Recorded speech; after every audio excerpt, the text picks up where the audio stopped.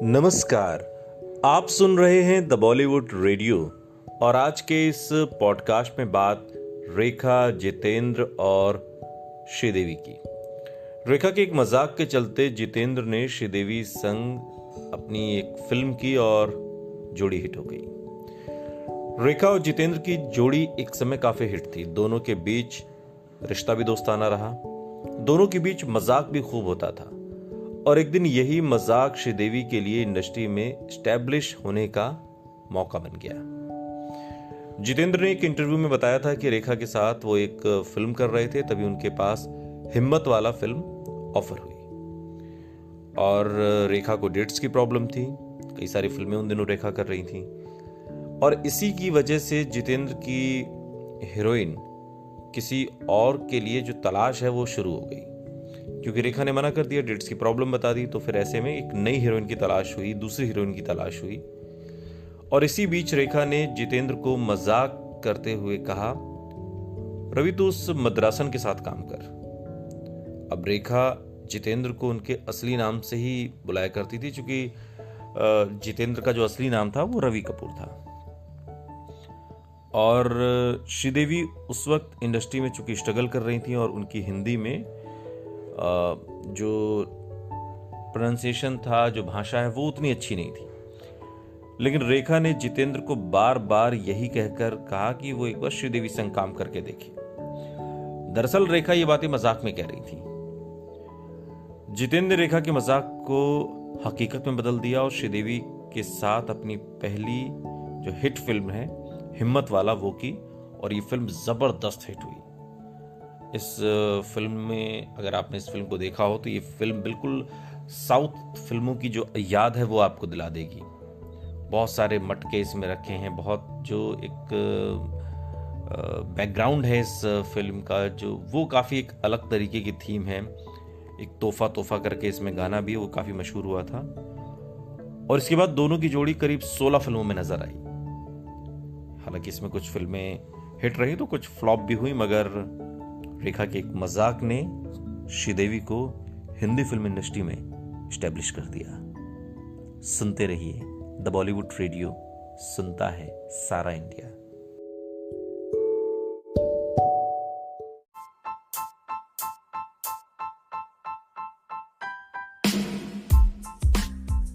नमस्कार, आप सुन रहे हैं द बॉलीवुड रेडियो और आज के इस पॉडकास्ट में बात अमिताभ बच्चन और रेखा की।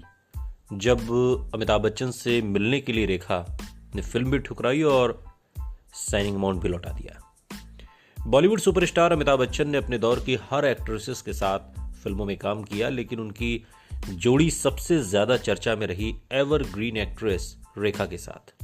दोनों ने एक साथ फिल्म मुकद्दर का सिकंदर, सिलसिला, मिस्टर नटवरलाल और सुहाग जैसी कई हिट फिल्मों में काम किया। वहीं साल 1990 में विनोद खन्ना, किमी काटकर और फराह नाज की फिल्म आई कारनामा।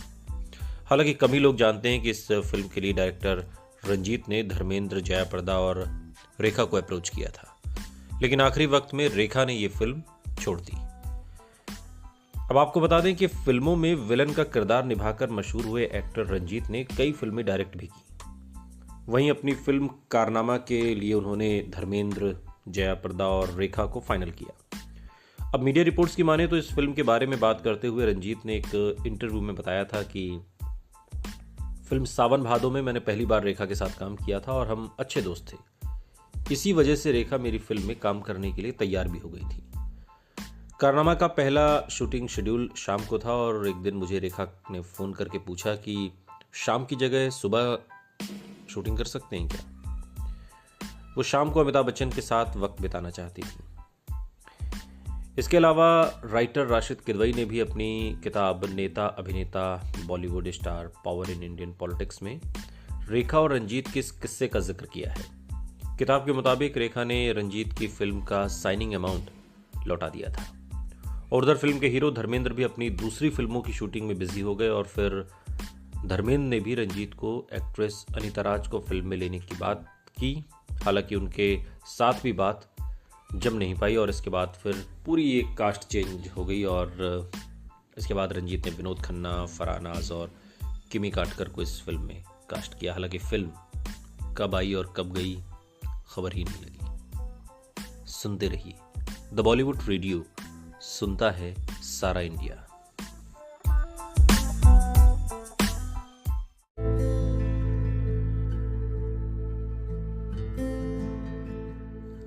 नमस्कार, आप सुन रहे हैं द बॉलीवुड रेडियो और आज के इस पॉडकास्ट में बात रेखा की।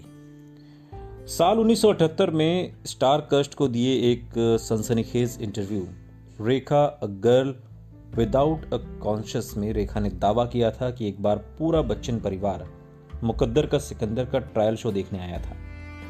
मैं पूरे बच्चन परिवार को प्रोजेक्शन रूम से देख रही थी और जया बच्चन पहली पंक्ति में बैठी थी। अमिताभ और उनके माता पिता उनसे पीछे की कतार में बैठे थे।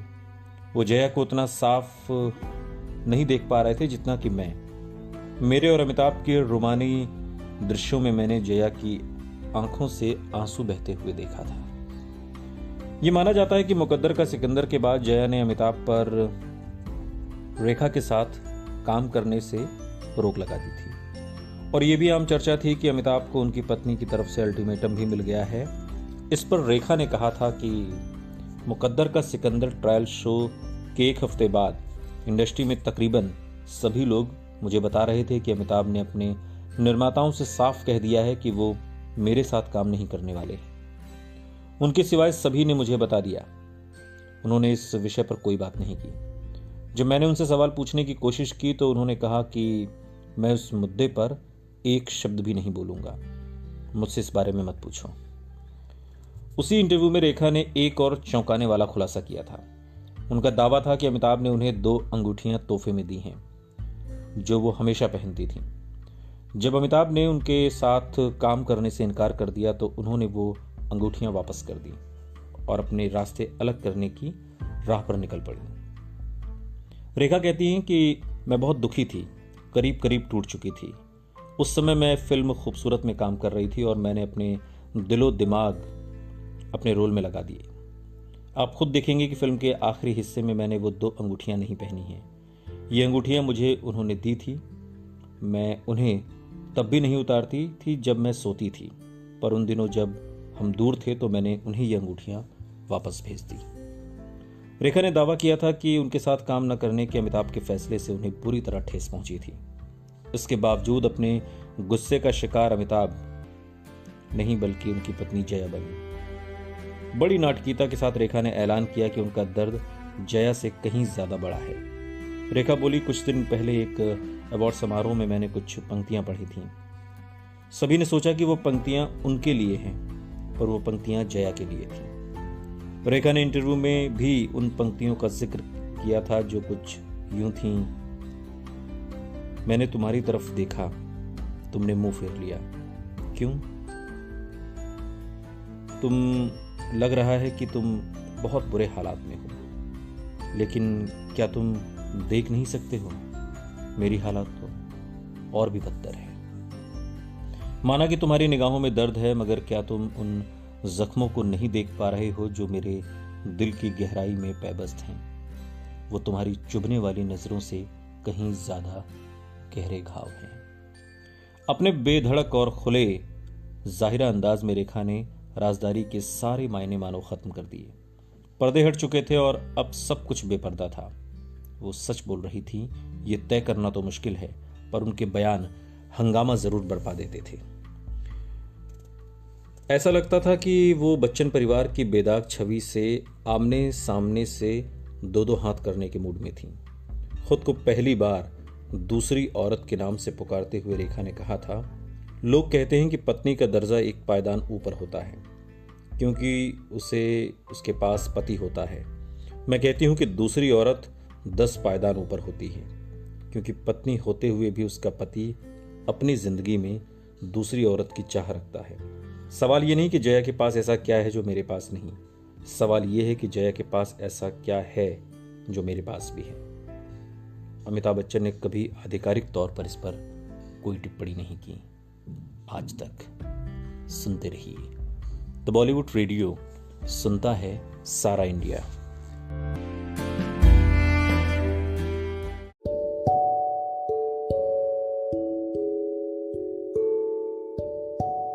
नमस्कार, आप सुन रहे हैं द बॉलीवुड रेडियो और आज के इस पॉडकास्ट में बात रेखा और मौसमी चटर्जी की। किस्सा उस फिल्म का जिस फिल्म में मौसमी और रेखा एक दूसरे से उलझ गई। फिल्मी गलियारों में अक्सर दो एक्ट्रेस के बीच कैटफाइट्स की खबरें आती हैं। हालांकि ये सिलसिला काफी पुराना है। कई बार छोटी छोटी बातों पर ही दो हीरोइनें एक दूसरे से भिड़ जाती हैं और ऐसा ही एक किस्सा 70 के दशक की दो खूबसूरत हसीनाओं से जुड़ा हुआ है, जिसमें से एक है मौसमी चटर्जी और दूसरी है रेखा। साल 1978 में एक फिल्म रिलीज हुई जिसका नाम था भोला भाला। इस फिल्म की वजह से मौसमी रेखा से उलझ गई थी। दरअसल फिल्म के मेकर्स ने इसके नेम टाइटल में रेखा का नाम मौसमी से पहले रखा था। मीडिया रिपोर्ट्स के मुताबिक ये बात मौसमी को पसंद नहीं आई और वो भड़क गई। इतना ही नहीं, उन्होंने मेकर्स पर अपना नाम रेखा से आगे लिखवाने के लिए दबाव बनाया। हालांकि उनके दबाव डालने का कोई खास असर नहीं हुआ, क्योंकि नेम टाइटल में रेखा का नाम ही पहले रखा गया था। वहीं रेखा और मौसमी चटर्जी की इस कैटफाइट का मीडिया को तब पता लगा जब एक इंटरव्यू में मौसमी ने रेखा का मजाक उड़ाया। मीडिया रिपोर्ट्स के माने तो उन्होंने कहा था कि मेरा नाम रेखा से पहले क्यों नहीं आ सकता, मैं उनसे गई गुजरी थोड़ी हूं। आपको बता दें कि फिल्म भोला भाला के बाद भी रेखा और मौसमी कई फिल्मों में एक साथ नजर आई, लेकिन इस फिल्म का जिस तरीके से इन दोनों की कैटफाइट्स को लेकर सुर्खियों में बनना रहा, और लेकिन इस तरीके का मसाला किसी दूसरी फिल्म में लोगों को नहीं मिला। इस तरह का मामला किसी दूसरी फिल्म में सामने नहीं आया जो फिल्म भोला भाला में मौसमी और रेखा के बीच आया था। हालांकि फिल्म भोला भाला भी आई और गई फिल्म साबित हुई, लेकिन ये किस्सा और इनकी कैट फाइट्स सुर्खियां बटोर गई। सुनते रहिए द बॉलीवुड रेडियो, सुनता है सारा इंडिया।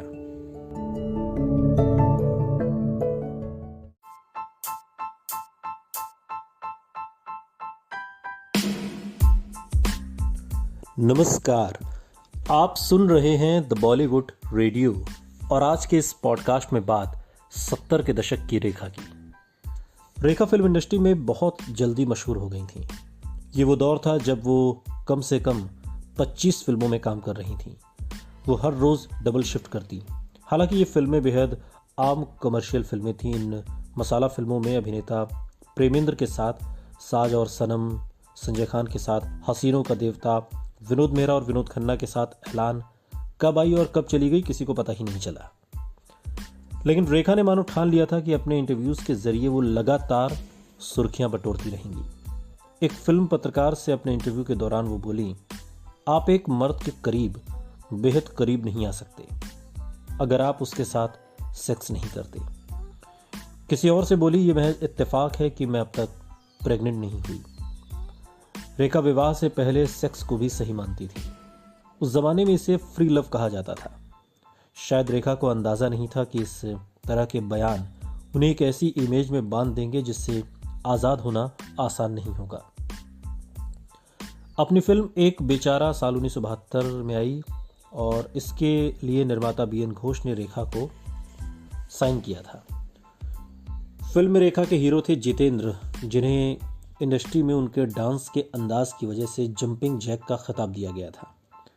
रेखा ने अब तक सिर्फ बी ग्रेड हीरो के साथ फिल्में की थी। जितेंद्र उनके पहले ए लिस्ट स्टार को स्टार थे और अपनी एक्शन फिल्म फर्ज की शानदार कामयाबी के बाद लड़कियों में जितेंद्र एक तरह से मशहूर हो गए थे। उनकी शादी अभी नहीं हुई थी और रेखा ने उनकी कई फिल्में देखी थी और खूबसूरत पंजाबी जितेंद्र उन्हें बेहद पसंद थे। कुछ मुलाकातों में ही उनकी दोस्ती हो गई। फिल्म का पहला शूटिंग शेड्यूल शिमला में था। वहां की बर्फीली हवाओं के साथ ही जल्द रेखा और जितेंद्र के रोमांस की गर्मा गर्म खबरें आने लगी। शूटिंग से आती रिपोर्टों के मुताबिक जितेंद्र ने इन नज़दीकियों को बढ़ावा दिया था। वो रेखा से बेहद सलीके से बात करते। अब तक फिल्म इंडस्ट्री में रेखा का सिर्फ मजाक ही उड़ा था। पहली बार उन्हें प्यार और इज्जत का एहसास हुआ। जितेंद्र को देखकर उनकी आंखों में चमक आ जाती। शिमला में शूटिंग खत्म होने के बाद बंबई में भी दोनों की मुलाकातें होती रहीं। लंबी ड्राइव्स और रोमांटिक डिनर चलते रहे। हमेशा की तरह रेखा बिना कुछ छिपाए जितेंद्र के साथ अपनी नज़दीकियों के बारे में खुलकर बोलती रही।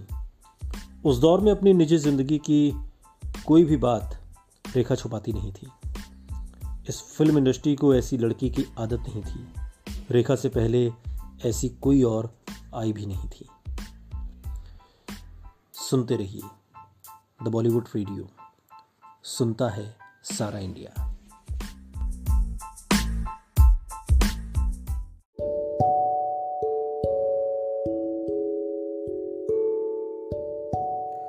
नमस्कार, आप सुन रहे हैं द बॉलीवुड रेडियो और आज के इस पॉडकास्ट में बात 70 के दशक की रेखा की।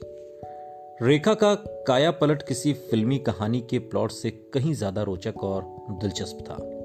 एक ऐसी परिकथा जिसमें एक साधारण लड़की एक स्वप्न सुंदरी में बदल जाती है। हकीकत में ये असल जिंदगी का सबसे सनसनीखेज काया पलट कहा जा सकता है। एक सामान्य नैन नक्श वाली दक्षिण भारतीय हीरोइन जो आज की स्टाइल की देवी है, एक ऐसी देवी जिस पर उम्र हावी नहीं होती। रेखा ने परिकथा वाले काया पलट के किस्से को जमीन पर उतार कर रख दिया था। जो ख्वाब उसने देखा था वो हकीकत की शक्ल लेकर रेखा की शख्सियत बन चुका था। शुरुआत में रेखा ने सनक की हद तक डाइटिंग की। रिपोर्ट्स की माने तो उन्होंने कई बार 2 महीने तक सिर्फ दूध पिया और इसी तरह की डाइटिंग से जुड़ी कई सख्तियां खुद पर बरती। वो इरादा कर चुकी थी कि अपने अहद पर कायम रहने के लिए वो किसी भी हद तक जा सकती हैं। आखिरकार 1 साल बाद एक बिल्कुल नई रेखा अवतरित हुई। पूरे शरीर में 1 इंच भी अतिरिक्त चर्बी नहीं थी। रेखा अपनी सख्त डाइट पर पूरी तरह कायम थी और उनकी बेहद कड़ी ट्रेनिंग और कसरत भी जारी थी। वो अनुशासित जीवन में जी रही थी और योग भी लगातार कर रही थी। 70 के दशक में वो फिल्म इंडस्ट्री में योग और एरोबिक्स का ट्रेंड लेकर आई, जब ये सब बिल्कुल आम नहीं था। रेखा कई मायनों में कई नए चलन शुरू करने वाली नायिका बन चुकी थी। वो एक ट्रेंड सेटर थी। वरिष्ठ फिल्म पत्रकार और फिल्म निर्देशक खालिद मोहम्मद की माने तो रेखा की बदली हुई शख्सियत ने दर्शकों को हैरान कर दिया था। न सिर्फ रुपहले पर्दे पर उनका रूप बदला था, बल्कि उनकी अदाकारी में एकदम जुदा और बेहतर अंदाज की हो गई थी। इस दौर में रेखा के शारीरिक बदलाव की शुरुआत की बानगी देखी। उन्होंने अपने मेकअप, कपड़ों के स्टाइल के साथ ही अपनी अभिनय की अदायगी और हिंदी भाषा पर भी जमकर काम किया, उसे बेदाग बना दिया। 70 के दशक में मेकअप आर्टिस्ट फिल्मों में भी रंगमंच की पुरानी पड़ चुकी मेकअप तकनीकों का ही इस्तेमाल करते थे। आंखों के किनारे खूब सारे मस्कारा के साथ काजल से बनी ऊपर की तरफ की गई कई रेखाएं हीरोइन को नाटकीय और भद्दा लुक देती थी। रेखा ने समझ लिया था कि मेकअप इस शो बिजनेस का सबसे अहम हिस्सा है। कहा जाता है कि उन्होंने लंदन जाकर वहां के मेकअप स्कूल में बाकायदा मेकअप करने की तालीम हासिल की। उन्होंने मीना कुमारी के मेकअप मैन राम दादा को अपने साथ जोड़ लिया। राम दादा अपनी मौत तक रेखा के साथ काम करते रहे। रेखा ने एक बार कहा था, मेकअप एक कला है। मैंने देखा कि मेरे नैन नक्श सही मेकअप के साथ बेहतरीन ढंग से उभारे जा सकते हैं। 1972 में आई रामपुर का लक्ष्मण में मेरी पलकें बेहद डरावनी थीं। मुझे लगा ये मैं हूं ही नहीं, लेकिन राम दादा ने मुझे इस तरह की मुश्किलों से उबार लिया। काफी वजन घटाने के बावजूद रेखा अपने पीछे के हिस्से को लेकर काफी असहज रहती। कहती, मैं अपने कूल्हों को ठीक करने के लिए कुछ नहीं कर सकती।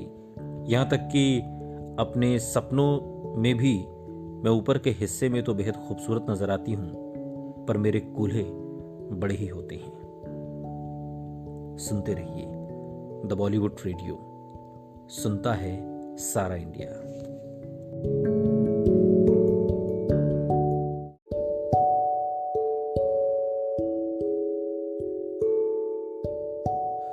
नमस्कार, आप सुन रहे हैं द बॉलीवुड रेडियो और मैं हूं आपके साथ अनूप आकाश वर्मा। दोस्तों, ये किस्सा रेखा का है। बॉलीवुड जगत में आए दिन मसालेदार कहानियां और अभिनेताओं को लेकर खूब अफवाहें सुनने को मिलती रहती है। वहीं इंडस्ट्री में मशहूर अभिनेता अमिताभ बच्चन और रेखा के अफेयर भी काफी सुर्खियों में रहे थे। एक समय ऐसा भी था जब दोनों के अफेयर के चर्चे खूब थे और उन पर हर कोई विश्वास भी करने लगा था। अमिताभ बच्चन और रेखा की ऑन स्क्रीन केमिस्ट्री जबरदस्त थी, जिसे लोग पर्दे पर देखना काफी पसंद करते थे। लेकिन समय के साथ दोनों ने एक दूसरे के संग फिल्मों में काम करना बंद कर दिया। इसके बाद भी दोनों के अफेयर के किस्से खत्म होने का नाम नहीं ले रहे थे। दोनों हमेशा किसी न किसी वजह से सुर्खियों में रहते थे। वहीं उस दौरान एक किस्सा काफी सुर्खियों में रहा, और ये किस्सा ऋषि कपूर और नीतू सिंह की शादी के समय का है, जब रेखा उनकी शादी में गले में मंगलसूत्र और सिंदूर लगाकर पहुंच गई थी, जिससे वहां पर मौजूद सभी लोगों को लगने लगा था कि रेखा और अमिताभ बच्चन शादी के बंधन में बंध गए हैं। और इतना ही नहीं, शादी के माहौल के बीच सभी रेखा और अमिताभ की ही बातें कर रहे थे। उस दौरान जया बच्चन और अमिताभ के माता पिता भी शादी में गेस्ट के तौर पर आए हुए थे। अमिताभ और रेखा के चर्चे सुन सभी के चेहरे लाल हो गए थे। सभी को अच्छी तरह से पता था कि लोग किसके बारे में बात कर रहे हैं। जाहिर तौर पर रेखा को शुरू में इसी डर से आमंत्रित लोगों का वो हिस्सा नहीं थी, लेकिन नीतू सिंह की करीबी दोस्त होने की वजह से उन्हें बुलाया गया था। इन अफवाहों के चलते अमिताभ बच्चन और रेखा ने फिल्म मुकद्दर का सिकंदर के बाद एक दूसरे के साथ कोई फिल्म साइन ही नहीं की। लेकिन डायरेक्टर यश चोपड़ा की फिल्म में दोनों साथ नजर आए। उन्होंने दोनों को एक लव ट्रायंगल फिल्म के लिए कास्ट किया था। फिल्म थी सिलसिला, जिसने बॉक्स ऑफिस पर तो कोई खास धमाल रेवेन्यू के स्तर पर नहीं मचाया। लेकिन आपको बता दें कि रेखा, जया बच्चन और अमिताभ बच्चन की जो असल जिंदगी की कहानी थी, उसे एक तरीके से सिलसिला में यश चोपड़ा ने पिरोने की कोशिश की थी। रेखा ने 9 फिल्मों में अमिताभ बच्चन के साथ काम किया बतौर हीरोइन। इन फिल्मों में 2 अनजाने, आलाप, गंगा की सौगंध, खून पसीना, मिस्टर नटवरलाल, मुकद्दर का सिकंदर, राम बलराम, सुहाग और सिलसिला जैसी फिल्में शामिल हैं। इन फिल्मों में 5 फिल्में तो सुपर डुपर हिट भी हुई। सुनते रहिए द बॉलीवुड रेडियो, सुनता है सारा इंडिया।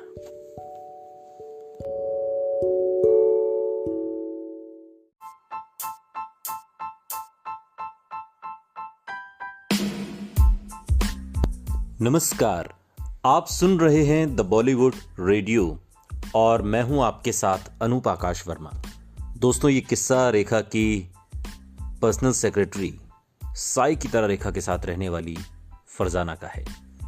एक बार फरजाना को लेकर रेखा की जिठानी श्रीमती अनिल गुप्ता ने कहा था, वो और रेखा बिल्कुल पति पत्नी की तरह बर्ताव करते हैं। एक बार जब मशहूर पाकिस्तानी सूफी गायिका आबिदा परवीन को पत्रकार लेखिका मालविका सिंघवी ने गाने के लिए मुंबई के अपने घर पर आमंत्रित किया, तो उस महान गायिका ने मालविका से गुजारिश की थी कि इस मौके पर रेखा को भी बुलाया जाए।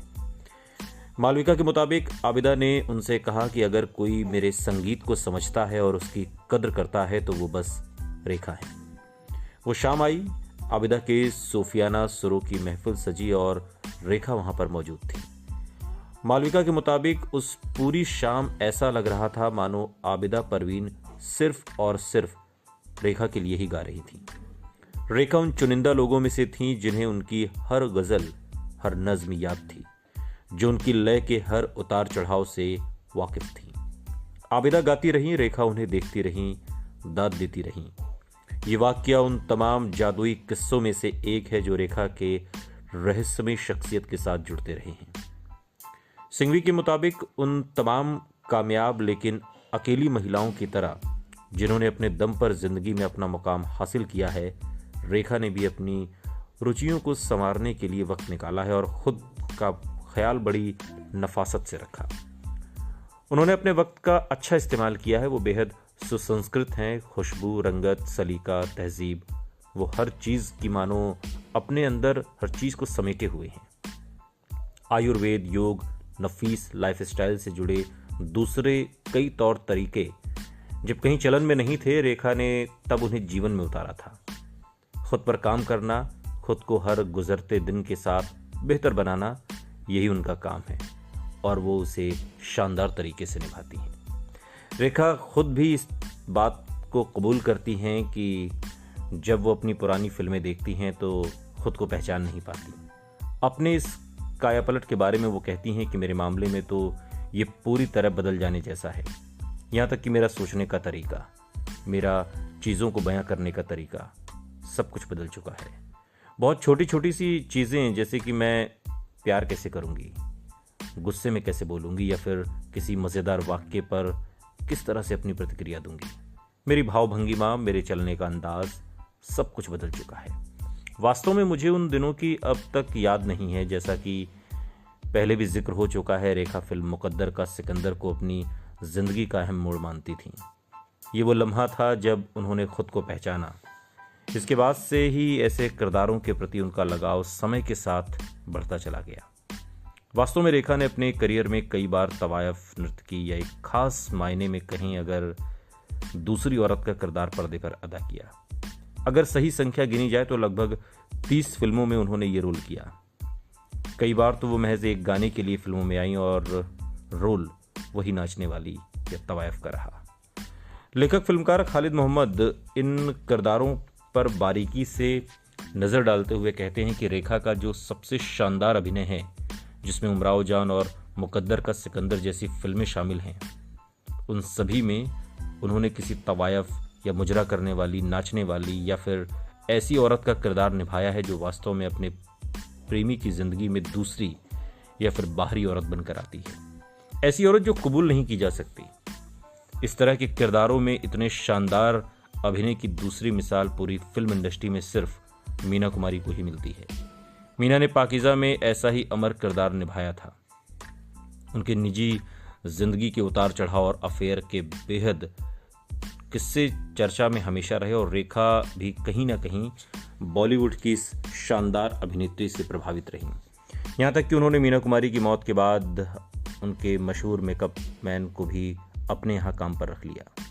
कई बार रेखा का इंटरव्यू ले चुके मूवी मैगजीन के पूर्व संपादक और लेखक दिनेश रहेजा ने रेखा के मीना कुमारी के प्रति लगाव का एक दिलचस्प किस्सा सुनाया था। रेखा और उनकी दोस्त अभिनेत्री योगिता बाली अक्सर मीना कुमारी के घर जाया करती थी। ऐसी एक मुलाकात के दौरान रेखा ने मीना कुमारी से पूछा था, मीना जी, मैं एक बात जानने को बेहद बेताब हूँ कि आपको योगिता बाली ज़्यादा पसंद है या फिर मैं। मीना कुमारी का जवाब कुछ इस अंदाज में था, योगिता है ना वो मीठी है और तुम हो ना नमकीन हो, और नमकीन का जायका हमेशा ज़्यादा देर तक रहता है। रेखा एक सेक्स सिंबल बनकर उस दौर में उभरना शुरू हुई थी, और कहीं ना कहीं अपने प्रेम संबंधों को लेकर भी रेखा की चर्चा लगातार फिल्म इंडस्ट्री में होती रही, चाहे वो अमिताभ बच्चन हो या फिर बाद में फरजाना को लेकर भी किस्सा आया। मालविका सिंघवी की नज़र में फरजाना किसी मर्दाना चाल ढाल वाले आवारा लड़के की तरह नजर आती है। फरजाना अक्सर पैंट और शर्ट के ऊपर जैकेट पहनती हैं और उनकी शर्ट का एक बटन हमेशा खुला रहता है। बाल छोटे हैं और हेयर स्टाइल बिल्कुल अमिताभ की याद दिलाता है। संघवी कहती हैं कि जो भी रेखा के बारे में जानता है उसे ये मालूम है कि रेखा की कामयाबी और उनके इर्द गिर्द फैले रहस्य के आवरण का श्रेय फरजाना को जाता है। फरजाना न केवल रेखा की समर्पित सेक्रेटरी हैं, बरसों पुरानी दोस्त हैं और राजदार हैं, बल्कि रेखा के लिए हर खबर की जानकारी रखना, उनको सलाह देना, उनकी मदद करना, मौका पड़ने पर किसी भी मुश्किल में रेखा को बचाने के लिए उनकी ढाल बन जाना और उनकी हर योजना में शामिल रहना भी उनकी खूबी है। यानी कि रेखा तक पहुंचना है तो आपको फरजाना से होकर गुजरना होगा। वही फरजाना जिनको लेकर रेखा की जेठानी ने कहा था कि रेखा और फरजाना का रिश्ता बिल्कुल पति पत्नी सा लगता है। सुनते रहिए द बॉलीवुड रेडियो, सुनता है सारा इंडिया।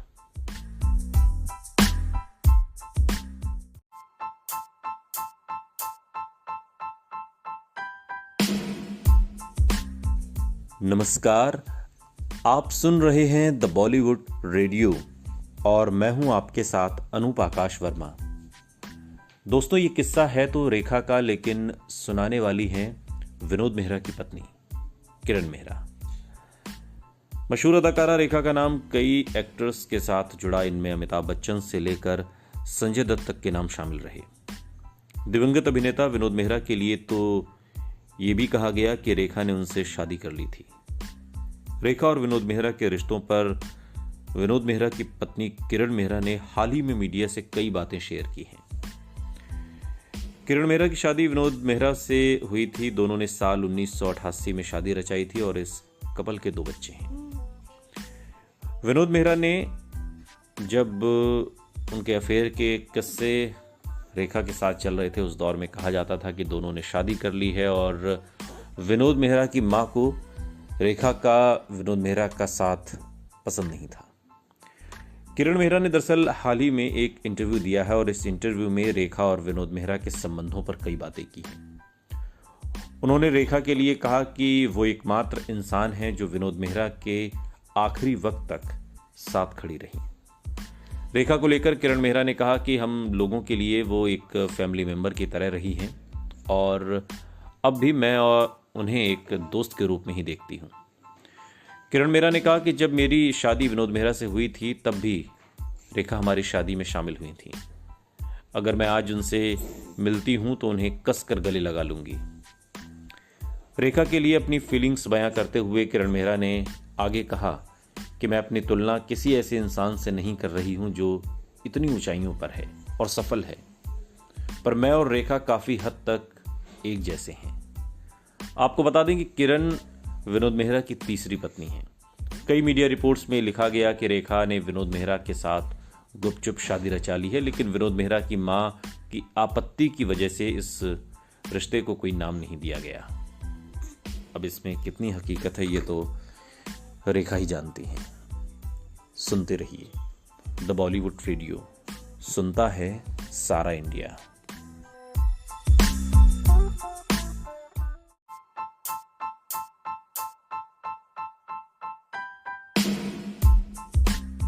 नमस्कार, आप सुन रहे हैं द बॉलीवुड रेडियो और मैं हूं आपके साथ अनूप आकाश वर्मा। दोस्तों, ये किस्सा रेखा का है। जब रेखा ने मर्द और शारीरिक संबंध पर एक सनसनी मचा देने वाला बयान दिया।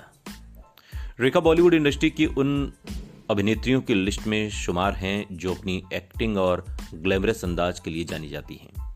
रेखा ने फिल्मी दुनिया में कई हिट फिल्में दी, लेकिन वो अपनी फिल्मों के अलावा अपनी पर्सनल लाइफ और बयानों की वजह से कई बार सुर्खियों में रही।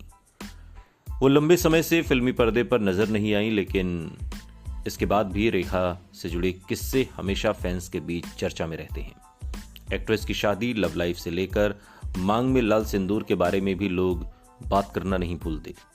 लेकिन एक बार रेखा ने शारीरिक संबंध, फिजिकल रिलेशनशिप पर हैरान कर देने वाला बयान दिया था, जिसे सुनकर सबके होश उड़ गए थे। रेखा की बायोग्राफी में उनकी जिंदगी से जुड़े कई किस्से बताए गए हैं। इस किताब में उनके कई बयान भी मौजूद हैं जो लंबे समय तक चर्चा में रहे। एक बार रेखा ने मर्द और शारीरिक संबंध पर बयान दिया था। इस किताब के मुताबिक एक बार रेखा ने एक फिल्म जर्नलिस्ट से कहा था कि अगर आपको किसी मर्द के नजदीक जाना है तो सिर्फ सेक्स के जरिए ही जा सकते हैं। आप किसी मर्द के बेहद करीब तब तक नहीं जा सकते अगर आपने उसके साथ सेक्स नहीं किया हो तो। रेखा के इस बयान ने उन दिनों बवाल मचा दिया था। हर कोई उनकी बात करता हुआ नजर आता था। हालांकि इसके अलावा भी रेखा ने सेक्स पर कई बयान दिए। एक बार रेखा ने अपने बयान में शादी से पहले सेक्स पर सहमति जताई थी और इतना ही नहीं, ऐसी सोच न रखने वाले लोगों को पाखंडी बताया था। रेखा ने कहा था कि शादी से पहले अगर सेक्स होता है तो ये नेचुरल है और जो लोग ऐसा करते हैं कि लड़कियों को ऐसा नहीं करना चाहिए या इस तरह की बातें करते हैं कि लड़कियों को अपनी सुहागरात से पहले सेक्स नहीं करना चाहिए, तो वो बकवास बातें करते हैं और वो खुद बहुत बड़े पाखंडी हैं। रेखा का करियर काफी हिट रहा, लेकिन उनकी निजी जिंदगी मुश्किलों से भरी रही। उन्होंने अपनी निजी जिंदगी में काफी बुरे दिन देखे और इतना ही नहीं, उनके बयानों का असर भी उनकी जिंदगी पर पड़ा। ये बात उनकी बायोग्राफी में नजर आती है। किताब के मुताबिक इन बयानों की वजह से ही विनोद मेहरा की मां ने रेखा को अपनाने से इनकार कर दिया था। विनोद मेहरा की मां ने रेखा को बहू के रूप में मानने से साफ तौर पर मना कर दिया था। रेखा ने साल 1990 में बिजनेसमैन मुकेश अग्रवाल से शादी रचाई और वो शुरुआती दिनों में ही अपनी शादी से बेहद खुश थीं, लेकिन उनका ये रिश्ता ज्यादा वक्त नहीं चला। शादी के कुछ महीनों के बाद ही मुकेश ने फांसी लगाकर खुदकुशी कर ली। मुकेश ने एक सुसाइड नोट भी छोड़ा था जिसमें उसने अपनी मौत का जिम्मेदार किसी को नहीं बताया, लेकिन जमाने ने मुकेश अग्रवाल की मौत का जिम्मेदार रेखा को माना। सुनते रहिए द बॉलीवुड रेडियो, सुनता है सारा इंडिया।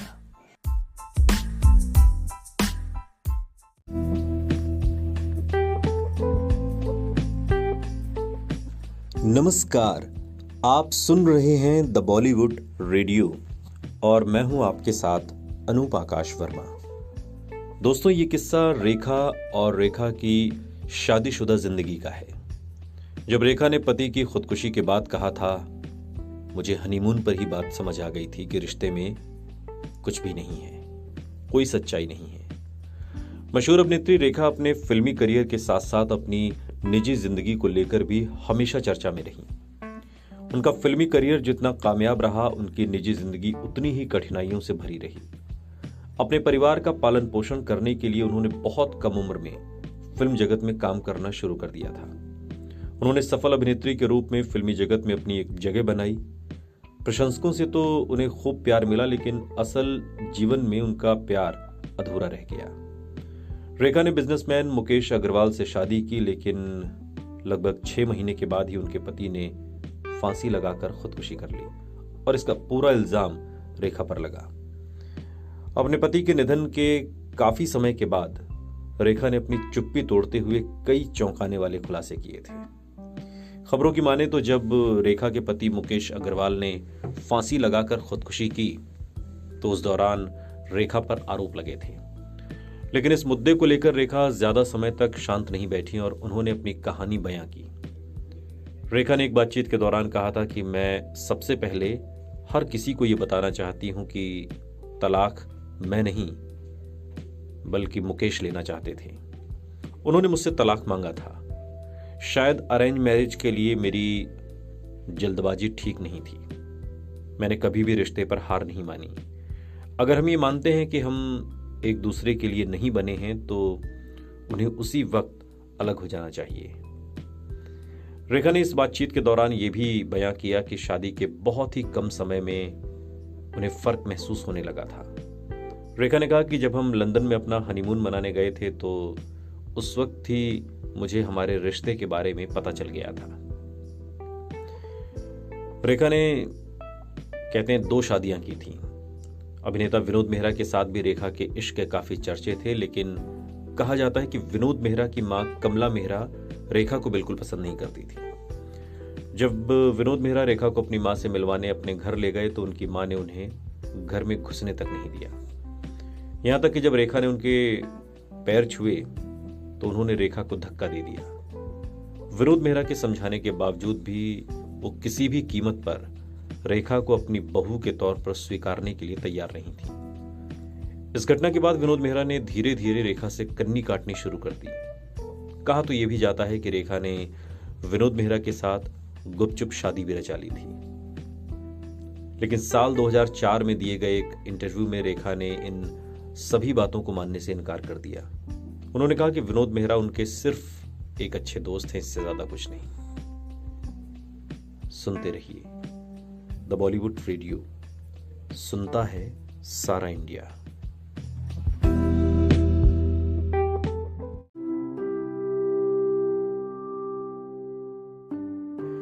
नमस्कार, आप सुन रहे हैं द बॉलीवुड रेडियो और मैं हूं आपके साथ अनूप आकाश वर्मा। दोस्तों, आज से तकरीबन 2 दशक पहले श्याम बेनेगल की एक फिल्म आई थी जुबैदा, और उसकी कहानी राजस्थान की पृष्ठभूमि पर थी। आज के इस पॉडकास्ट में किस्सा कृष्णा कुमारी का है, जुबैदा की सौतन। 16 साल की उम्र में शादी से पहले अगर किसी लड़की को कहा जाए कि उसके पति की 3 शादियां होंगी तो शायद ही कोई ऐसे पति के साथ शादी करने को तैयार हो। लेकिन गुजरात की छोटी सी रियासत की राजकुमारी कृष्णा कुमारी ने जोधपुर के युवराज के साथ शादी की और यहां की महारानी बनी। इसके बाद उनके पति ने पहले एक अंग्रेज नर्स को उनकी सौतन बनाया और फिर बाद में जुबैदा को। देश की आजादी के समय जोधपुर के पाकिस्तान में विलय की आशंका के तूफान को कृष्णा कुमारी ने बहुत नजदीक से देखा था। इससे उबर भी नहीं पाई थी कि निजी जीवन में एक के बाद एक 2 सौतन ने उनके निजी जीवन में भूचाल ला दिया। ये भूचाल थमता कि उससे पहले ही उनके पति ने दुनिया छोड़ दी। इसके बाद शहर के व्यापारियों ने एक बार उन्हें खाने पीने का सामान उधार तक देना बंद कर दिया। इसके बावजूद उन्होंने कभी अपने आप को कमजोर नहीं होने दिया और हमेशा राजपरिवार की एक मुख्य स्तंभ बनी रही। उनके जीवन से जुड़ी घटनाओं पर द रॉयल ब्लू नाम से एक किताब भी आई। गुजरात की छोटी सी रियासत ध्रांगध्रा से हनवंत सिंह के साथ शादी कर जोधपुर पहुंची कृष्णा कुमारी का गृह प्रवेश उम्मेद भवन में हुआ था और एक ज्योतिषी की माने तो उनकी मां ने पहले ही कह दिया था कि उनके पति के जीवन में कृष्णा के अलावा 2 अन्य महिलाओं का भी आगमन होगा और ये बात सही साबित हुई। घूंघट में सिमटी कृष्णा शादी के 6 महीने बाद तक उम्मेद भवन को ठीक से देख भी नहीं पाई थी। बाद में ससुर उम्मेद सिंह ने घूंघट से निजात तो दिलाई। शादी के बाद पहली 2 संतान के रूप में लड़कियों ने जन्म लिया तो कई बार ताने भी सुनने को मिले। तीसरी संतान के रूप में पुत्र गज सिंह का जन्म होने के बाद उनका मान सम्मान बढ़ा। देश की आजादी से चंद दिन पूर्व यानी कि 21 जून साल 1947 को ससुर उम्मेद सिंह के निधन के बाद हनवंत सिंह जोधपुर के महाराजा और कृष्णा कुमारी महारानी बने। इस बीच उनके पति महाराजा हनवंत सिंह को एक अंग्रेज नर्स सैंड्रा मैकब्राइड से इश्क हो गया और उन्होंने उससे शादी कर ली। सरदार पटेल ने कृष्णा की सास को फोन कर हनवंत सिंह के विवाह करने की सूचना दी थी। यह विवाह 1.5 साल ही चल पाया और हनवंत सिंह ने सैंड्रा को तलाक दे दिया। इससे मिली राहत कुछ महसूस होती उससे पहले हनवंत सिंह पर डांस करने जोधपुर आई जुबैदा का जादू सिर चढ़कर बोलने लगा। जुबैदा के प्यार में पूरी तरह डूब चुके हनवंत सिंह आखिरकार एक विमान हादसे में उसके साथ ही मारे गए। पति की मौत और देश आजाद होने की वजह से हालात बहुत तेजी से बदले। राजपरिवार के सामने रोजमर्रा का खर्चा चलाने में भी दिक्कत आनी शुरू हो गई। काफी ज्यादा उधारी चढ़ने की वजह से उम्मेद भवन भी में किराए का सामान पहुंचाने वाले दुकानदारों ने जो किराने का सामान पहुंचाते थे सामान भेजना बंद कर दिया और ऐसे विषम हालात में उन्होंने 12 मई साल 1952 को अपने पुत्र गज सिंह का राज तिलक कराया और कृष्णा कुमारी महारानी से राजमाता बन गई। विषम हालात में राजमाता कृष्णा कुमारी ने बड़ी मुश्किल से राजपरिवार को राजमहल में चलने वाले धोखे और प्रतिघात के बीच संभाला। लेकिन वक्त बदला। 1971 में कृष्णा कुमारी ने अपनी सास के कहने पर जोधपुर से निर्दलीय लोकसभा का चुनाव लड़ा और जीत हासिल की। लाइमलाइट से दूर रहीं और 95 बरस की उम्र में साल 2018 में हनवंत सिंह की कृष्णा कुमारी महारानी इस दुनिया को हमेशा हमेशा के लिए अलविदा कह गई। इसी कहानी पर श्याम बेनेगल ने फिल्म जुबैदा बनाई जिसमें महारानी कृष्णा कुमारी का किरदार रेखा ने निभाया और हनवंत सिंह बने मनोज वाजपेयी, जुबैदा बनी करिश्मा कपूर। सुनते रहिए द बॉलीवुड रेडियो, सुनता है सारा इंडिया।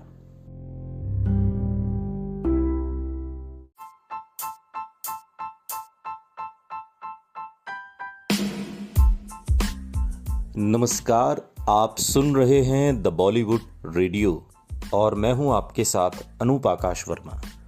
दोस्तों, ये किस्सा अमिताभ बच्चन और रेखा का है, लेकिन बात 45 साल पुरानी है। 45 साल पहले जब रेखा की एक हरकत से अमिताभ बच्चन चिढ़ जाते थे और बाद में वो किस्सा बन गया। अमिताभ बच्चन और रेखा ने पहली बार फिल्म 2 अनजाने में एक साथ काम किया, लेकिन तब इन्हें कहां पता था कि दोनों की ये मुलाकात जिंदगी भर इनका पीछा नहीं छोड़ेगी। दुलाल गुहा के डायरेक्शन में बनी इस फिल्म में अमिताभ, रेखा के अलावा प्रेम चोपड़ा, उत्पल दत्त, ललिता पवार, प्रदीप कुमार और मिथुन चक्रवर्ती का कैमियो था। 26 नवंबर साल 1976 में रिलीज हुई इस फिल्म में रेखा और अमिताभ वाकई एक दूसरे से अनजाने थे, लेकिन शूटिंग सेट पर दोनों के बीच कुछ ऐसी केमिस्ट्री बनी कि दर्शकों को ये जोड़ी पसंद आने लगी। रेखा अमिताभ बच्चन भले ही बरसों से साथ काम न कर रहे हों, लेकिन इनका गाहे बगाहे एक दूसरे के साथ नाम जुड़ता ही है। कहते हैं कि इनका रिश्ता कुछ ऐसा ही है कि सिर्फ आंखों ही आंखों में एक दूसरे का हाल पढ़ लेते हैं। इन्हें भी तो नहीं पता था कि दो अनजाने फिल्म सेट पर हुई मुलाकात के बाद पूरी जिंदगी के लिए एक दूसरे का नाम जुड़ जाएगा। लेकिन ऐसा नहीं है कि पहली फिल्म में दोनों एक दूसरे के साथ सहज थे। रेखा ने एक बार सिमी ग्रेवाल के शो पर बताया था कि दो अनजाने की शूटिंग के वक्त मैं सीनियर थी, लेकिन दीवार फिल्म की जबरदस्त कामयाबी के बाद अमिताभ का नाम फिल्म इंडस्ट्री में छा गया था। कुछ उनकी सफलता की कहानी का असर था कि सेट पर अमिताभ को देखकर मैं इस कदर नर्वस हो जाती थी कि अपने डायलॉग्स तक भूल जाती थी। अमिताभ की पर्सनैलिटी से रेखा बहुत प्रभावित थी। उन्होंने कहा था कि मैं अमिताभ जैसे शख्स से कभी नहीं मिली, उनमें बहुत सी खूबियां हैं। अमिताभ से मिलने के बाद मेरे सोचने का नजरिया ही बदल गया। वहीं लेखक पत्रकार यासिर उस्मान की किताब रेखा द अनटोल्ड स्टोरी में भी लिखा है कि दो अनजाने के सेट पर रेखा टाइम से नहीं आती थी। इससे अमिताभ बच्चन काफी चिढ़ जाते थे। एक दिन उन्होंने रेखा से कहा कि वो सेट पर टाइम से आया करें और अपनी शूटिंग को सीरियसली लें। अमिताभ ने कुछ इस अंदाज में ये बात कही कि रेखा ने उनकी बात मान ली। काम के प्रति अमिताभ की लगन और उनका व्यवहार रेखा को इतना पसंद आया कि उनकी अमिताभ से अच्छी दोस्ती हो गई। हालांकि इनकी दोस्ती के चर्चे कम अफेयर के खूब हुए। शादीशुदा अमिताभ बच्चन का रेखा के साथ नाम इस कदर जुड़ा कि लाख सफाई देने के बाद आज भी इनके रिश्ते को लेकर चर्चा होती है। यूं तो रेखा के मामले पर अमिताभ चुप्पी साधे रहते हैं, लेकिन एक बार सिमी ग्रेवाल के शो में अपने रिलेशनशिप पर खुलकर बोले थे। बात 1998 की है। अमिताभ ने इंटरव्यू के दौरान जब सिमी ग्रेवाल से पूछा गया कि रेखा को लेकर अफवाहें क्या आपको परेशान करती हैं, इस सवाल के जवाब में अमिताभ ने कहा था, नहीं, मैंने इन आरोपों का बहुत सामना किया है, लेकिन कुछ आरोप बेहद बेहुदा थे। कुछ ने तो यहां तक दावा कर दिया कि मैं उनके साथ रहने लगा हूं। कुछ का तो यह भी दावा था कि उनके पास उस घर की तस्वीरें भी थीं जहां मैंने उन्हें रखा था। तो फिर ऐसी बातों के बारे में क्या कहें, ये तो महज मजाक से अधिक कुछ नहीं। वो मेरा घर है जहां मेरी फैमिली रहती है, मेरे माता पिता रहते हैं, मैं उनकी देखभाल करता हूं। ये बहुत संवेदनहीन बात है कि बिना किसी सच्चाई, बिना किसी जांच पड़ताल के मीडिया मुझ पर तरह तरह के आरोप लगाती है। मैं पूछना चाहता हूं कि बताइए कि आपने हम दोनों को कब साथ में देखा था कि आपको इस तरह की बातें करने का इशारा मिल गया। खैर, दोनों आज भी फंक्शन में एक साथ नजर तो आते हैं, लेकिन साथ नहीं होते। सुनते रहिए द बॉलीवुड रेडियो, सुनता है सारा इंडिया।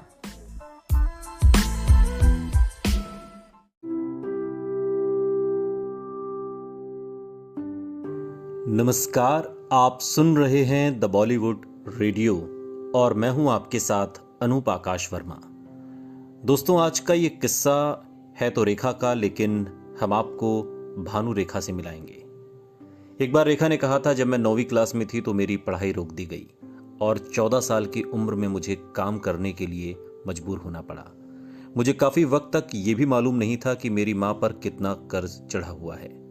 मैं फिल्मों के सेट पर जाने से इनकार करती तो अक्सर मेरा भाई मुझे पीटता था। भानु रेखा जब इस दुनिया में आई तो उनका जन्म अफवाहों से घिरा हुआ था। इन अफवाहों और निजी जिंदगी से जुड़ी चर्चाओं ने ताउम्र उसका पीछा नहीं छोड़ा। जेमिनी की नाजायज बेटी होने की अफवाह पूरे मद्रास में जंगल में आग की तरह फैल गई थी। बचपन से ही उसकी मां ने बताया था कि उसका नाम भानु रेखा गणेशन है। इसी नाम के जरिए वो अपनी बेटी को वो हक देना चाहती थी जिसके लिए वो खुद हमेशा तरसी थी। गणेशन का नाम उस सम्मान और गरिमा का एहसास दिलाता था जो पुष्पावल्ली हर हाल में चाहती थी। हालांकि 50 के दशक की शुरुआत में किसी भी बिन ब्याही मां के लिए सम्मान और गरिमा काफी दुर्लभ चाहती थी। भारतीय समाज में ऐसे रिश्तों से जन्म लेने वाली संतान के लिए जिंदगी बिल्कुल आसान नहीं थी। करीब उसी दौरान जेमिनी फिल्म मनम पोल मंगलम की शूटिंग कर रहे थे, जिसमें उनका डबल रोल था। फिल्म में जेमिनी की 2 हीरोइनें थीं, सुरभि बाला सरस्वती और सावित्री। ये फिल्म बेहद कामयाब रही और जेमिनी के करियर के लिए मील का पत्थर साबित हुई। लेकिन ये खबरें आते देर नहीं लगी कि अपनी खूबसूरत हीरोइन सावित्री से जेमिनी का अफेयर चल रहा है। फिर जल्दी ही ये खबर भी आ गई कि दोनों ने मैसूर के चामुंडी मंदिर में गुपचुप शादी कर ली है। जेमिनी की बेटी नारायणी गणेश की माने तो उनकी यानी कि जेमिनी और सावित्री की शादी कामयाब रही और कई साल तक चली। उनके बच्चे भी हुए। जेमिनी और सावित्री का रिश्ता उनकी रील और रियल लाइफ दोनों के लिए किसी चमत्कार से कम साबित नहीं हुआ। इस शादी ने पुष्पावल्ली का दिल तोड़ दिया। सावित्री ने अपने नाम के साथ गणेशन का नाम लगाना शुरू कर दिया। ये वो हक था जो जेमिनी ने कभी भी रेखा की मां पुष्पावल्ली को नहीं दिया था, बावजूद इसके कि वो उनकी 2 बेटियों के पिता थे, बावजूद इसके कि पुष्पावल्ली ने अपनी जिंदगी के कई साल और अपना करियर उनके नाम कर दिया था। इस झटके से उबरना उनके लिए आसान नहीं था।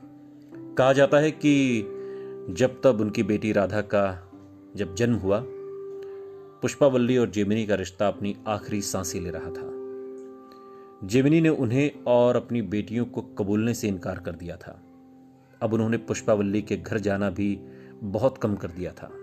धीरे धीरे हालात ये हो गए कि पिता जेमिनी से बच्चों की मुलाकातें कम होती और उनके बारे में अखबारों और मैगजीन्स के जरिए ही ज़्यादा खबरें मिला करती। इन हालात ने भानुरेखा पर गहरा असर डाला।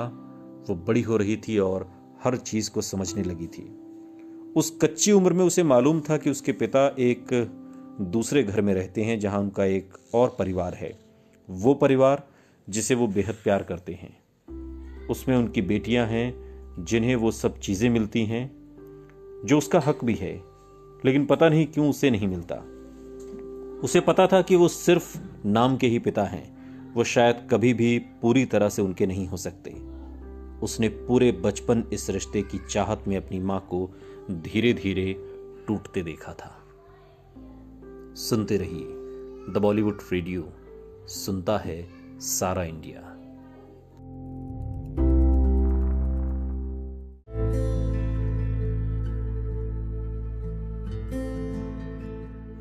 नमस्कार, आप सुन रहे हैं द बॉलीवुड रेडियो और मैं हूं आपके साथ अनूप आकाश वर्मा। दोस्तों, ये किस्सा फिल्म सिलसिला, अमिताभ बच्चन, जया बच्चन और रेखा का है। सिलसिला फिल्म की शूटिंग कश्मीर में शुरू हो चुकी थी और इसे बेहद गोपनीय रखा गया था। वहां मीडिया के आने पर पाबंदी थी और यहां तक कि किसी दोस्त की एंट्री भी नहीं थी। यश चोपड़ा बहुत सतर्क थे।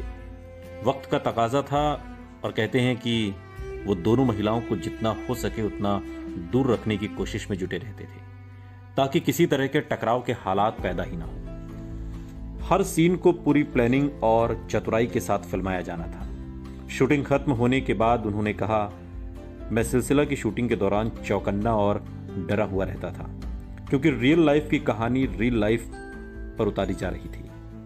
फिल्म में जया अमिताभ की पत्नी है और रेखा उनकी गर्लफ्रेंड। असल जिंदगी में भी यही कहानी चल रही है। फिल्म की शूटिंग के दौरान कुछ भी हो सकता था क्योंकि फिल्म में यही तीनों साथ में काम कर रहे थे।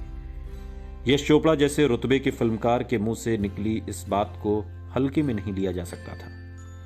अगर आप गौर से बीबीसी को दिए उनके इस बयान को पढ़ेंगे तो यही पाएंगे कि उन्होंने सीधे और सपाट शब्दों में कह दिया था कि रेखा और अमिताभ के रिश्ते का वजूद सिर्फ किस्सों और बॉलीवुड गॉसिप मैगजीन्स में ही नहीं, असल जिंदगी में भी था। यही नहीं, अपनी जिंदगी के आखिरी अहम इंटरव्यू में भी यश इसका जिक्र करना नहीं भूले। शाहरुख खान को दिए अपने इंटरव्यू में यश बोले, फिल्म की शूटिंग शुरू करने से पहले मैंने दोनों को अलग अलग बोला। इकट्ठा मिलना तो मुश्किल ही था और वजह सब जानते हैं। मैंने कहा कि यार देखो, तुम मेरे दोस्त हो, तुम मेरी पिक्चर में काम कर रहे हो दोस्ती में, यार मेरे सेट पर कोई गड़बड़ी मत करना यार प्लीज। और दोनों ने मुझसे यकीन दिलाया और कोई प्रॉब्लम नहीं होगी और उन्होंने फिर मुझे बिल्कुल परेशान नहीं किया। उस दौर में छपी खबरों की माने तो रेखा जया का सामना करने से परहेज करती थी। दरअसल रेखा सेट पर जया के आने से पहले या उनके चले जाने के बाद ही आती। ये बात और है कि शूटिंग में कहानी की मांग पर तीनों को कई बार एक साथ सेट पर मौजूद रहना पड़ा। ऐसा जब भी होता तो रेखा, जया और अमिताभ अजनबियों की तरह सेट पर अलग अलग बैठते। न कोई बातचीत, न ही चेहरे पर कोई भाव होता। हालांकि फिल्म में इन तीनों का बढ़िया अभिनय देखने के बाद ये यकीन करना मुश्किल है तीनों कितने अव्वल दर्जे के कलाकार हैं, इसका अंदाजा फिल्म देखकर लगता है। प्रेस पर लगी पाबंदी के बावजूद फिल्मी पत्रिकाओं के गॉसिप कॉलम में सिलसिला और उसके तीनों कलाकार छाए रहते। इसकी शूटिंग से जुड़ी खबरें भी लगातार छपती रहीं। फिल्म पत्रिका सिने बिल्ड्स ने एक रिपोर्ट छापी, इनसाइड द मेकिंग ऑफ सिलसिला, और इस रिपोर्ट में उन्होंने फिल्म के कुछ सीन का विवरण दिया। जया बच्चन को एक सीन में रोना था। फिल्मों में आंसू बहाने के लिए सीन के लिए अक्सर ग्लिसरीन का इस्तेमाल होता है। जया ने भी ग्लिसरीन की मांग की तो यूनिट के एक सीनियर मेंबर ने हैरान होकर उनसे पूछ लिया कि उनके जैसी शानदार अदाकारा को भी रोने के लिए क्या ग्लिसरीन की जरूरत है। जया ने जवाब दिया, इतना रो चुकी हूं कि अब और रोने के लिए आंसू भी नहीं बचे हैं। सुनते रहिए द बॉलीवुड रेडियो, सुनता है सारा इंडिया।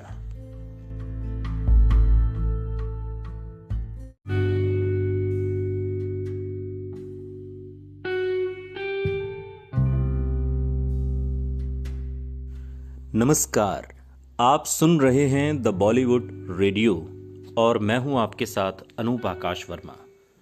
दोस्तों, ये किस्सा रेखा और रेखा के पति मुकेश अग्रवाल का है। खुदकुशी से पहले मुकेश अग्रवाल ने अपने सुसाइड लेटर में लिखा क्या था। बॉलीवुड की सदाबहार एक्ट्रेस रेखा आज भी लोगों के दिलों पर राज करती हैं। उनकी एक्टिंग और उनकी अदाएं दोनों ही उनके फैंस को दीवाना बना देती हैं। कई दशकों तक इंडस्ट्री में काम कर चुकी रेखा ने एक से बढ़कर एक बेहतरीन फिल्में की और खूब नाम कमाया। रेखा की प्रोफेशनल लाइफ जितनी सुर्खियों में रही, उससे कहीं ज्यादा उनकी निजी जिंदगी की चर्चा रही। रेखा की निजी जिंदगी से हर कोई बेहद अच्छे से वाकिफ है। क्या ये सच है? नहीं। रेखा की जिंदगी बहुत उलझी हुई है, बहुत रहस्यमय है। रेखा को कई बार प्यार हुआ लेकिन उन्हें सच्चा प्यार मिल ही नहीं पाया। शादी भी की लेकिन हमसफर ने बहुत जल्दी साथ छोड़ दिया। दिलकश रेखा के अफसाने बस अमिताभ तक सीमित नहीं रहे। इन अफसानों में रेखा तो अकेली रही लेकिन साथी लगातार बदलते रहे। रेखा ने बॉलीवुड में कदम रखा ही था कंट्रोवर्सीज के साथ, लिंकअप्स की खबरों के साथ। बॉलीवुड में अमिताभ के बाद रेखा का सबसे चर्चित रिश्ता विनोद मेहरा के साथ रहा। इसके अलावा उनका नाम नवीन निश्चल, विश्वजीत, किरण कुमार, राज बब्बर, साजिद खान, अक्षय कुमार और संजय दत्त से भी जुड़ा। कहा जाता है कि रेखा ने विनोद मेहरा से शादी भी कर ली थी लेकिन ये शादी सीक्रेट ही रही। रेखा ने जिस शादी का ऐलान किया था वो थी मुकेश अग्रवाल से उनकी वेडिंग। साल 1990 में दिल्ली के एक बर्तन कारोबारी मुकेश अग्रवाल से उनकी शादी हुई। मुकेश अग्रवाल उस समय मशहूर हॉटलाइन ग्रुप और निकिताशा ब्रांड के मालिक थे। रेखा और मुकेश की मुलाकात दोनों की एक कॉमन फ्रेंड के चलते हुई थी और पहली मुलाकात में ही मुकेश अग्रवाल रेखा को पसंद नहीं आए। हालांकि बहुत जल्द ही दोनों को एक दूसरे से बाद में इश्क भी हो गया और दोनों का प्यार इस तरह परवान चढ़ा कि फिर दोनों ने 1 महीने के अंदर शादी करने का फैसला कर लिया। रेखा और मुकेश ने साल 1990 में मुंबई के एक मंदिर में शादी की, लेकिन रेखा और मुकेश ने जितनी जल्दी प्यार किया उतनी जल्दी शादी की और उतनी ही जल्दी दोनों के रिश्ते का अंत भी हो गया। शादी के 6 महीने के बाद ही दोनों ने तलाक ले लिया। यहां तक कि मुकेश ने खुदकुशी भी कर ली और इसके पीछे की वजह यह बताई जाती है कि रेखा मुकेश से परेशान हो चुकी थी। मुकेश अपने बिजनेस के लिए रेखा के नाम और उनके चेहरे का इस्तेमाल करना चाहते थे लेकिन रेखा को ये मंजूर नहीं था। वो मुकेश से कह भी चुकी थी कि अपने व्यापार में मुझे इन्वॉल्व मत करो। इसलिए रेखा ने उनसे अलग होना ही बेहतर समझा और फिर तलाक ले लिया। मुकेश अग्रवाल अपने बिजनेस को लेकर पहले से ही परेशान थे और रेखा से तलाक के बाद वो अपनी जिंदगी में और ज्यादा परेशान हो गए। मुकेश काफी तनाव में आ गए थे। वो अपनी जिंदगी से इस कदर परेशान हो गए थे कि उन्होंने अपने ही हाथों अपनी जान ले ली। मुकेश ने तलाक के कुछ महीनों के बाद अपने फार्म हाउस पर रेखा के दुपट्टे से फांसी लगा ली। हालांकि वो दुपट्टा रेखा का था, इसे लेकर कोई आधिकारिक बयान कभी नहीं आया। रेखा के पति मुकेश अग्रवाल ने मरने से पहले एक सुसाइड नोट भी छोड़ा था। बताया जाता है कि सुसाइड नोट में साफ तौर पर जिक्र नहीं था कि उनकी मौत के बाद उनकी मौत के लिए किसे जिम्मेदार माना जाए, और मौत के बाद उनकी संपत्ति को लेकर उसमें एक जिक्र था। अपने सुसाइड नोट में वो लिख गए थे कि उनका भाई और उनकी मनोचिकित्सक आकाश बजाज और उनके दोनों बच्चों की देखभाल वही करें। भाई के बच्चे थे। रेखा के लिए मुकेश ने सुसाइड नोट में लिखा था कि रेखा कमाने में सक्षम है और मेरी संपत्ति में से उन्हें कुछ नहीं मिलेगा। मैं उनके लिए कुछ भी छोड़कर नहीं जा रहा। दिल्ली के पूर्व पुलिस कमिश्नर नीरज कुमार, जो कि रेखा के पति मुकेश अग्रवाल के करीबी दोस्त थे, उन्होंने भी एक इंटरव्यू के दौरान बताया था कि मुकेश की मौत के बाद रेखा ने उनके परिवार से कभी कुछ नहीं लिया। वहीं मुकेश अग्रवाल के भाई ने भी रेखा की तरफ से ये कहा था कि जो लोग ये चाहते हैं कि रेखा ने मुकेश अग्रवाल से पैसों के लिए शादी की थी, उन्हें बता दें कि रेखा ने हमसे कभी भी कुछ नहीं मांगा, न कभी कुछ लिया, न हमने कभी कुछ दिया। सुनते रहिए द बॉलीवुड रेडियो, सुनता है सारा इंडिया।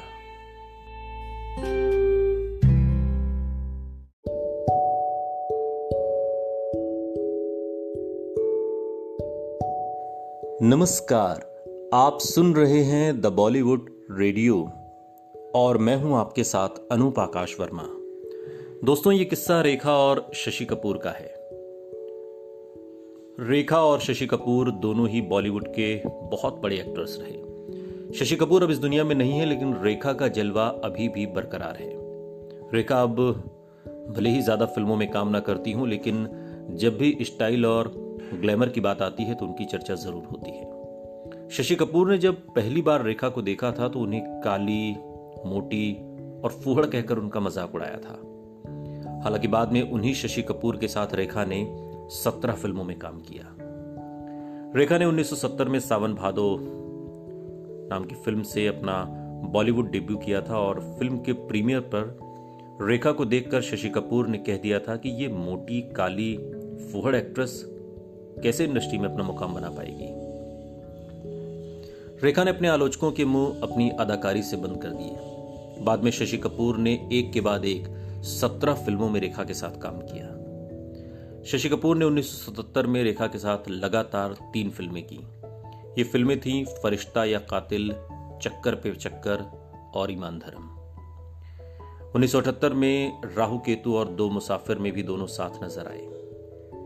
उसके अगले साल भी शशि कपूर और रेखा ने साथ में एक फिल्म की और फिल्म का नाम था सुहाग। सुहाग ब्लॉकबस्टर साबित हुई। इसके अलावा जिन प्रमुख फिल्मों में रेखा और शशि कपूर ने साथ में काम किया उनमें प्यार की जीत, जमीन आसमान, बसेरा, जानी दोस्त, काली घटा, क्लर्क और नियत जैसी फिल्में हैं। शशि कपूर के निर्देशन में बनी फिल्म उत्सव, इजाजत और विजेता में भी रेखा ने काम किया था। रेखा ने 17 फिल्मों में शशि कपूर के साथ काम किया। वो शशि कपूर जिन्होंने पहली नजर में रेखा को काली, मोटी और फूहड़ कहकर उनका मजाक उड़ाया था। सुनते रहिए द बॉलीवुड रेडियो, सुनता है सारा इंडिया।